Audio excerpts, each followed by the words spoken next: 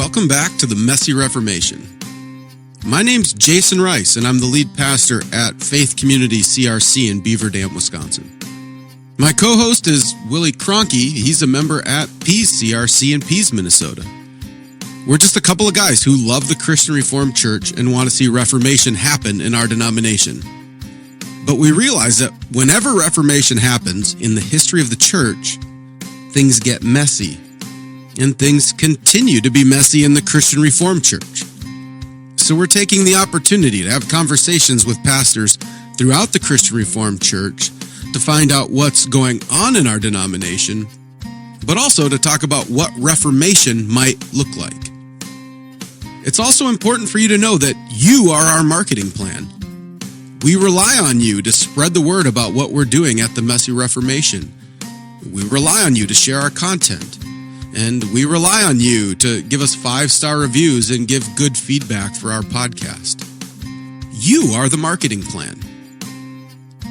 You can also support us financially on Patreon or Substack. All of the money raised is used to further the mission and the platform of the Messy Reformation. With all that said, we're going to get to this week's episode, which is part 2 of our conversation with Bob Pollema.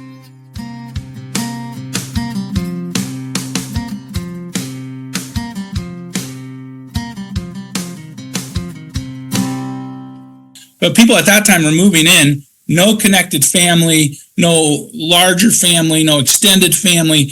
They're alone. And they love to be asked, how you doing? And they would just want to share.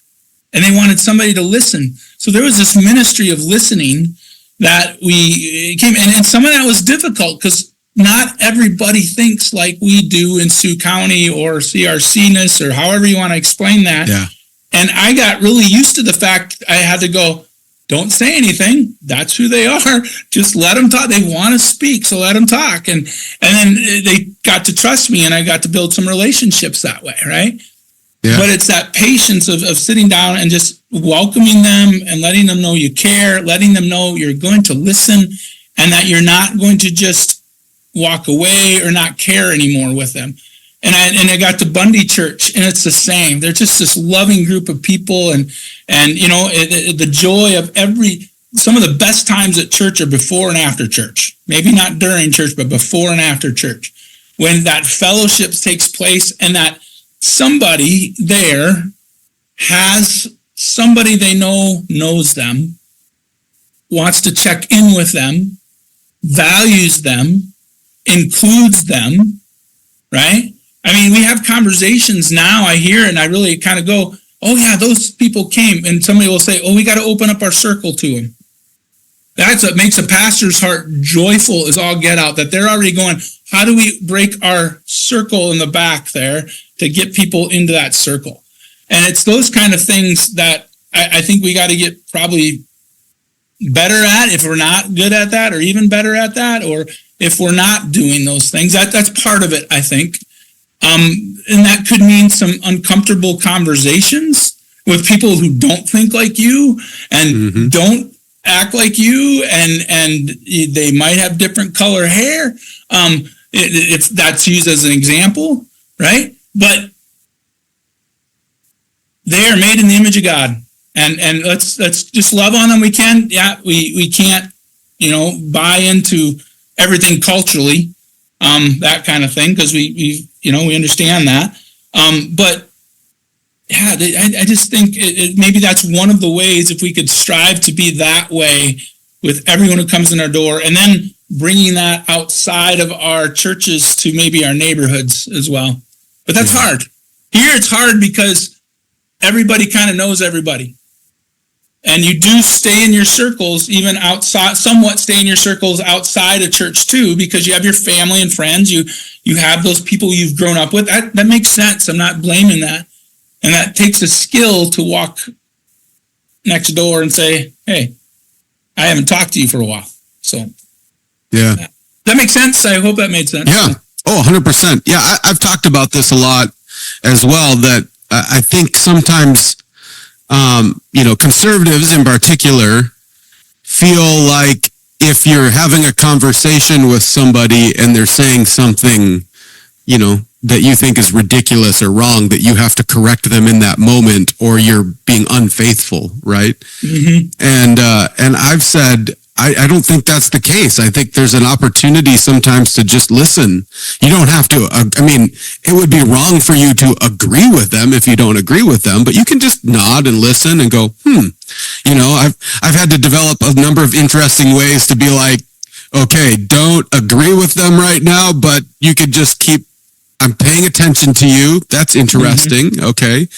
Ask some questions and whatever. But I think we all know deep down, right, that you have to build some kind of a relationship with somebody before you can correct them. Exactly. Otherwise you end up with social media, right? That's why social media is such a nuts place, is because you have no relationship with people and people trying to correct one another. Yeah. And so, but you're never going to build a relationship with somebody until you've actually sat down, had some conversations, listened to them, actually understood who they are, and then you've built some trust with them as well, right? Yeah. And so once they trust you, then they can hear that. Yeah, and are they going to ask, am I worth their time? And if you kind of show that they're not, well, that just kind of defeats what you're doing, right? If you're thinking that way. I kind of jokingly say I'm a lot more patient now that I've raised 3 children, because they're teenage years that, like you said, when they're talking, you're like going, oh boy. But if you could have patience there, you could probably learn patience with a lot of different things. So, that Amen. Kind of thing. But I enjoy those conversations. Ever since Las Vegas, I've enjoyed those kind of conversations. They've been fun. I mean, getting to know people. And then I met a person that had a pet aardvark. Who has an aardvark for a pet, right? I mean, that's just odd, right? So, and I'm like, and I couldn't help. Oh, tell me about that, right? Yeah, I want to hear about that. What do you feed them? What do you do that? I mean, where do you keep them, and that kind of thing. So, but that was kind of fun. It was just kind of a joy. So that's awesome. Yeah, and I look forward to that, hearing people's stories and stuff like that too. So. Yeah, I think that would be great if we could, build that into our churches a little bit more as well, right? Mm-hmm. To try to help our churches just be generally interested in other people and wanting to get to know them, even if you disagree with them, right? And I've noticed that, it's something, and I don't even fully take credit for this. They were starting to work on this in my church as just part of revitalization in my church, helping them to kind of develop a more welcoming culture. And so we've been trying to work on that for a long time. And it's been exciting that, we've had some pretty good growth in our church recently, like evangelistic growth. So it's not just like Christian people moving in or CRC people moving, but just like people come into faith and joining our church, and talking to them about like what led to that. Everyone I've heard for the last month or 2 months, they've we came in and we felt like everybody knew us already. Like we had people coming in and just talking like we've been friends for our whole life, and they invited us for lunch, and half of your church was over at the local restaurant in town because they invited everybody. And I'm like, oh, that's really, I didn't even know that was happening, which is even better. I find way more joy when my church is they're doing this good stuff, and I'm like, wait, what's happening? We have 30 people showing up to this teeny little restaurant after church on a Sunday because they're just inviting so many people. That's really a cool thing. That's cool. That is really cool. Awesome. Yeah. Oh man, I don't know. There's not too many things open on Sunday. Yeah, I suppose that's a difficulty for you living in Sioux Center. But why wouldn't we? And then some people do this. Hey, we're having dinner. Come on over. Yeah. And some people do that, which I really celebrate. That's really cool that they do that. That's fun. Yeah. Yeah. And a lot of times it's the dork kids, that kind of thing. But that's good. Yeah. It's good. It's awesome. And what you said too, that whole evangelistic growth, that's a mindset though too. We have to think beyond, just because you could have people join church, which is great. But I think you got to have a desire for that evangelistic outgrowth and stuff. You have group that just started within the last couple of years called Glow. I'm not going to get the acronym wrong, but it's basically a local outreach group of people talking about what that looks like. How are we going to do that? And that's been really cool to see that came from within the church. I didn't push that. I didn't have to push that. It came from within the church. We had our youth pastor join us. He started that before he became our youth pastor. And it's just been awesome. So yeah, those youth pastor guys, they're doing everything, man. So youth pastors do. I mean, I guess I'm biased because that's how I started off. But I meet a lot of youth pastors. They know how to get things done. They're planning all these events and stuff. They really have some of that kind of stuff figured out. So they're great. I appreciate it. I really do. So yeah. Yeah. One of the interesting things I was telling my church, and so I like numbers, I like statistics and stuff. And so when I came into Beaver Dam for this church revitalization, one of the first things I actually did was reach out to Resonate, and they can do these like community like infographic, I don't know, whatever. They can give you all these different surveys from the community around you. And I'm like, okay, well, this will just help me get to know our community a little bit. I'm a new guy moving in. And so I got all these demographic reports and spiritual, I don't know where they get all this information, but they surveyed a whole bunch of people about spirituality, yada, yada, yada. But one of the biggest things, it was funny because I asked our elders or our council after I got that, I said, okay, so I just read through this. What do you think the top 2 things people in this community are looking for in a church? And of course they were like, well, good music and, like a nice building, all of these kinds of things. I said, actually, the top thing was good preaching, actually. And then the second thing was a welcoming community. I was like, that's what the non-believers are even saying. Like, if we were going to pick a church, the things that we were looking for are good preaching and fellowship. And it points back to something we've talked about, I think, quite often on this podcast, is that like our philosophy of youth ministry, Willie and I, when we were working together, was we want to focus on the Word of God and fellowship.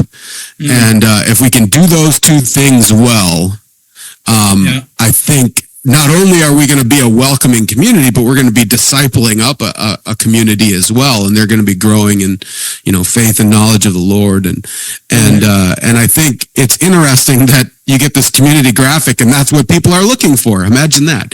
They're looking for the Word of God and fellowship. And that's really cool. I love that because they're looking for truth, right? They're looking for something to hold on to. And then they're looking for people that draw them into that truth and welcome them to that. That's really good. I like that. I got a little story that goes with that, Jason. So like when I first moved here, right, faith was in the calling process. So I had to work a year, because we weren't sure what's going to happen, and I worked at Hy-Vee for a year as my wife taught Dort. And I had this guy at Sioux Center. He was one of the managers, and he found out that I kind of enjoy comic books. I used to collect them, that kind of thing. I still go to the comic book store once in a while and just look around. And then he comes up to me one day, Bob. I said, what's going on? Did you see what they did to the Joker? I said, what do you mean? He said, the new Suicide Squad movie, they've totally changed him. Jared Leto, he's not supposed to do that and act that way. And I said, what are you talking about? It's fiction. They bought the rights. He goes, no, there is a canon of literature out there that tells us who the Joker is, right? And I was ready to kind of go, dude, and all of a sudden it hit me. He wanted something true in his life that remained true. And it's like, I just kind of went, well, let me tell you, I don't know if that's going to remain true, but there's something I know that remains true. And we kind of had a good conversation about that. And I could have that conversation because I was a fellow employee. I think if I was a pastor, he probably would have been kind of like, oh, no. But we had a conversation about that. And it just hits to what you're saying. They want truth, but also people that talk to them and listen to them and have maybe the same interests or ask them about their interests. Because he really wanted that to remain what the Joker was supposed to remain. And I was like, wow, that just blew my. So I think you're right. I think that's what society... Well, it goes back to, we lack truth and we desire it, even though we might not know we do. Yeah. in our culture. And so how do we make that known? That's I've told this story probably too many times, but I think it's just a helpful reminder for people that, like, our youth ministry was very, for some, it was just God's blessing, really. But there's a period of time where we were 60% unchurched kids in our youth ministry. Wow. Which was great. And then we also had a lot of issues. And so I was like disciplining kids regularly and having to suspend kids from youth group because of crazy things they were doing. And there was this one group of boys that were, I had to suspend them for like over a month once because they were like cussing and swearing at leaders and locking people into trunks and whipping donuts in the church parking lot, like just doing stupid stuff. And I'm like, no. So after I suspended them for a month, they came back. They just keep coming back. And I remember like sitting them down and just saying, okay, help me understand, because you could lock people in your trunk and whip donuts at the park down the street. Like, you could do all of this stupid stuff, all these other places. Like, why in the world do you come here? And they're like, you're talking about things that nobody else is talking about. We want to hear this. And I'm like, oh, well, keep coming back, I guess. Just stop being stupid, And it was one of those things where it's like, okay, like, because of our culture and where we've gone, right? We've just gone so far, like there is no meaning and purpose. People have lost all of that. This next generation in particular, I think, is growing up really longing for truth. And they're hungering for it. And so, they're lonely and they're longing for truth. Like, if you read any of the literature from like non-believers, you can see that we have a lonely culture. People feel isolated and alone, and they're wanting something truthful in their life. And so, well, guess what? God has designed the church to meet those two needs very clearly in really powerful ways. And so, I just want to keep encouraging churches, like, don't try to shade away from that stuff. They're not looking to be entertained. No, that's not what they're actually looking for. They can be entertained in a million other ways. And to be honest, every time the church tries to entertain, it's just very cringy. We just do a really bad job. Yeah, it doesn't go well. No. Stop trying to entertain people. Like, preach the word, build a community of fellowship, and you'd be surprised how many people are actually attracted to that and want to come and hear what you have to say. And be as real as you can be, right? And be honest with who you are and what you say and what you believe. And I guess from your perspective, make sure there's no doors that they could lock with trunks. So that's hilarious. That is so funny. Yeah, it was, that's why I've told people that it's kind of funny that I learned the beauty of our church discipline processes in youth ministry, actually. We did so much, we would try to follow all of the church discipline stuff, and we would do it, and it worked really well. And even one of my favorite stories, so this group of guys, we had 1 year where they were so bad, we were suspending them repeatedly. And then we get to the end of the year, and we always would share like a highlight of the year and an impact, right? So like, what was something kind of fun from the year, and then what was something where God really like impacted your life? And one of the guys was like, when you suspended me for over a month, that was one of the most impactful things in my life, because I didn't realize how stupid I was being until you did that. And yeah, I had a good relationship with him for years still. Every once in a while, like, probably 10 years ago, I was playing softball, and all of a sudden these guys are like pounding on the fence, and I look, and there they are, like, Coach Jason, we're back. And I'm like, oh my goodness. So yeah. So it's one of those beautiful things, right? Where you can actually do some discipline, right? But not like it doesn't go south and people hate you forever. And yeah. So I'm hearing you say we should have an in-church suspension movement. Maybe. There are times. Yeah, we've had to be creative over the years with, like I've said, when you're having this kind of evangelistic growth, things get kind of crazy, right? Well, like your podcast, it gets messy. Yeah. People have never been in a church before. They don't know what to do, and you get people with lots of different issues and stuff. And so our elders, we had a guy with, he had some different things going on, but he did something super inappropriate in our church, and we pulled him off to the side, and we're like, hey, we don't do that here. And I said, and we're like, because of that, we want you to take a break from church for a while, think about it, come back and repent, and then you can be a part of our community again. And he did, and he was like, I was thankful for that. That was really good for me. Oh, wow, cool. And so this is not your typical church. You don't normally like suspend church, adults from church for a little bit, but it was kind of a like, hey, take a break. Let's not do that again, and come back. And it was made a huge change in his life. So that's awesome. Yeah, it takes a little bit of being creative. Yeah, I think you're right. Totally. Mm-hmm. Yeah. Well, I'd love to hear your thoughts. We're coming we're getting closer to the end of our time here recording. I'd love to hear some of your thoughts just briefly before we wrap up on some of the things happening in the Christian Reformed Church. And you kind of hinted at it earlier. But like where, I guess more than rehashing the details, I'd love to hear your thoughts on where you'd like to see us go in the future as a denomination. Now that we've kind of worked through a lot of these details, like where do you think we need to be looking at in the future as a Christian Reformed Church?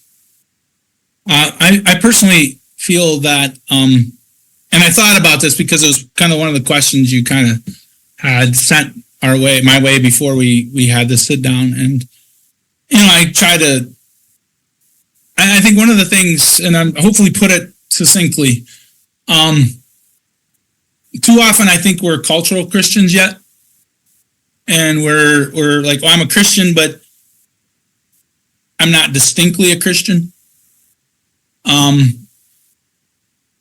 wonder sometimes if that needs to be the next area where we kind of say, yeah, we've done our work. We've said this is where we stand on certain issues and stuff like that. But then there's these other things that we just kind of go along with, culturally speaking, that maybe we shouldn't be. I wonder sometimes if we could end up being part-timers as Christians a lot, that we're more devoted to, there's certain things in culture that's wrong, but there's other things in culture that we're devoted to that's just as wrong that we don't even realize that we're participating in. So if I might say an example, you have somebody you're a pastor and they come, hey, did you watch the latest episode of Game of Thrones? And I'm like, no. Oh, it was really good. And I said, but isn't that basically pornographic at times? Well, they're not sure. And I'm like, yeah. And I have to be choosy too. I'm not, perfect either. And certain things that I'm like, oh, I'd like to see that, but should I be seeing? And I'm not trying to be, what do you call that? Like, come down on anything in a way that's like rigid. It's just, are we asking what's good for our hearts? Are we buying into certain things of the culture and missing the distinct Christian life that we could be devoted to and live? I just got done with a series on 1st and 2nd Thessalonians. Christ, in 21 times, he talks about your calling to live worthy. Well, what does that look like? I mean, yeah, we define, and not to bring back sinners, but we define where we're at on certain things, right? But what does that mean for me personally with the things that I spend time with or shouldn't spend time with, and the things that come into my mind? How do am I making sense? I'm trying to phrase it in a way that says maybe we need to be a little bit more serious about our Christian walk and more distinct, I think, from the culture that we can find ourselves immersed in without even knowing it. Yeah. If I could put it that way. So yeah, amen. I think it's 1 Thessalonians, right, where it says, "This is God's will for you, your holiness." Yes, right? Exactly. Yeah, exactly. Yeah. And I think you're picking out one of the dangers that I've seen kind of creep in, especially, so you get in the midst of a conflict like we've been in the Christian Reformed Church, and then there's like sides, right? People start to pick a side automatically. That's kind of, there's people that pick sides, and then there's people that want to be in the middle, and we don't need to get into that so much. But what ends up happening so often is the barrier, the barometer of like how faithful you are as a Christian is which side you're on. Yes. And it's like, okay, are you on this? Oh, if you're on this side, you're good. And it's like, well, maybe not. maybe you're on the right side of this, but you've got a whole lot of other issues that need to be worked out in regards to your holiness. And so we can kind of turn things into black and white issues in an unhelpful way. And I think you're pointing at that. Yeah, and it's just one of those things that you kind of go, hey, yeah, this is where we're at. This is where we're standing. We've made our decision, and I agree with that. And then into my office walks a father whose son is in junior high and struggling with porn. So how do we answer that on a local level? Yeah, we've made our big statement about human sexuality and everything. Okay, how do we? And then I'm thinking this is probably a bigger problem than just this kid, right? Yeah. You being a youth pastor probably know that. And I'm like, okay, how do we deal with that as a church? How do we do that? How and are they modeling themselves after what they're seeing though? You know, that's those big questions that keep coming up. And is it something that they're aware of, maybe that they see older kids doing or even adults doing because, you know, that's private or, you know, it's just this milieu of like, I'm Christian, but I can do this and do that. And what does it distinctly mean to walk with Christ in my life? I want our congregation to struggle with that every single day. We are a congregation that is blessed. We are a congregation that has been growing, but we need to be faithful with that. I keep telling them we can't settle.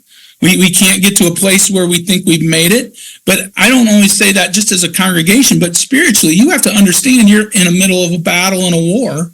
And if you're in the middle of a battle and war, you got to be alert till the day that you get called away from that war. And that could be, you know, and understand that completely. That's going to be constant. That call, the opposite of what God calls you. He is just as busy calling you, the enemy is, as God is calling you. What are you listening to? And what are you putting yourself into that is going to grab you away from the things you know you shouldn't do? Yeah. And though you think it's not that big a deal, it's not that bad, it's okay.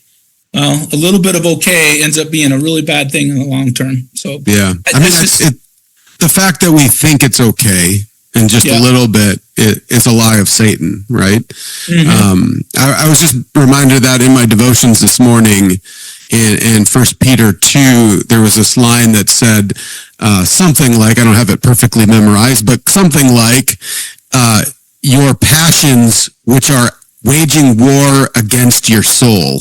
Mm-hmm. And it's this idea of our sinful desires aren't just like kind of there. They're waging war. They're specifically going after trying to take out your soul, trying to dry it up, kill it, and to think like, well, it's not that big of a deal. It's craziness. Yeah, exactly. Exactly. And so, and it's hard, right? One of the hardest things is because culture changes so much, right? And so, like, you go out, you know, one of the biggest things I get kind of thrown by is I like to read really old books. And so I'll start reading, you know, I'll read pastors from, let's say, even the 1700s, and they're like, oh man, there is like lewdness and immodesty everywhere. And I'm like, if you thought it was bad back then, you would have no idea what it's going to look like, 250 years later.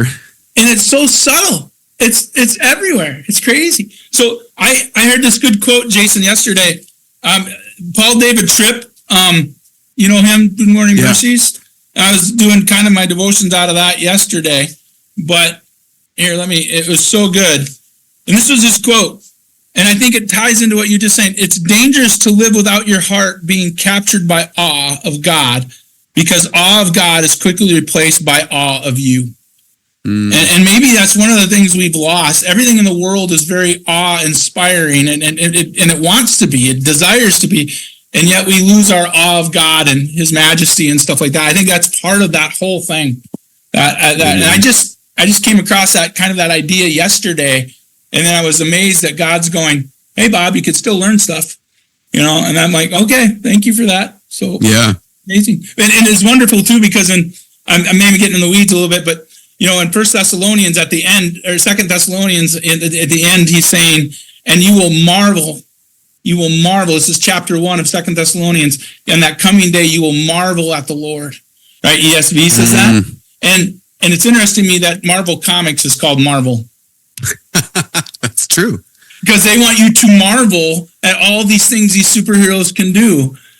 And sometimes when you watch it, you go, I wish I could do that. I would be a Marvel. And it's like we've taken the awesome and put it in a human and left the awesome that should be God's alone. I think sometimes we had a professor at Dordt College. He'd always say, awesome in the true sense of the word, awesome. It's only God. And it's just like, I think we just lose that because our world tries to sell it. And yeah, I can't put the exact word phrasing I want to have of that, but I think it just sells this marvelous stuff that we got to be in awe of, and it's just empty. Just empty. Yeah. So. Amen. Yeah, there's my mini sermon for Monday. So. Yeah, perfect. I love it. Yeah, well, we are just about to wrap up here, and we always give everybody kind of a final word to any of our listeners, anything you want to kind of wrap up our podcast with. We have a whole wide spectrum of people listening to it, from pastors to elders and deacons, and I've said we have a couple, I don't know how many, but I know there's some students at Dordt listening, so maybe be careful, I guess. Down to some middle schoolers as well who chime in every once in a while. So yeah, what kind of words would you want to leave them with at the end of this? Well, if I can go back to the one thing that I think is very important, if there is a pastor listening right now and you are struggling and you are lonely and you have no one to talk to, and you feel like you're trapped and everything is falling apart, please find help. Don't try to do it on your own. Reach out to someone. If it's not in your church, reach out to a local pastor, go to a counselor. I personally had a breakdown about 4 or 5 years ago. I was in a behavioral health in Sioux Falls for 7 days. There's a lot to that story, but I was trying to do it all on my own. And I was trying to lift the weight and try to pretend it was going well. And there was big things going on with that. And I think I wish I would have reached out sooner. I think it probably wouldn't have crashed. And I think that if there's somebody in the midst of that right now, if you want to call me. But as my wife says, don't offer all that all the time. But find someone to talk to if you're in a desperate situation, and maybe no one knows it's a desperate situation. Everything looks like the Facebook page and everything looks fine. And your heart's just falling apart, breaking, and you are captured in fear, whatever it might be. Please find someone. I will be praying for you guys. I don't know who they are, but I'll be praying for them today. That's all we have for this week. If you want to help us out and support the Messy Reformation, another thing you can do is sign up for our newsletter through Substack. That way you'll get episodes and summaries sent directly into your email inbox. It also gives us the ability to communicate with our audience, which is one of the biggest struggles of a podcast. So head over to the Messy Reformation on Substack and sign up for our newsletter. But until then, don't forget this is Christ's church, and he bought it with his blood. And we've been warned that wolves will come in trying to destroy the flock. So keep a close watch on your life and on your doctrine. Preach the word in season and out of season, and keep fighting the good fight in this messy Reformation.